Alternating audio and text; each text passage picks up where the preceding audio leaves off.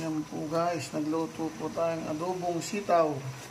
Yan, masarap na pananghalian. Kapartner po yan ay sinabaw. Yan. Sinabaw na isda. Ayan po. Masarap na naman ang kain guys, ng trupa guys. Atin pong soup po. Ayan. O guys, ang ating isda. Sasabawan. Ano ito?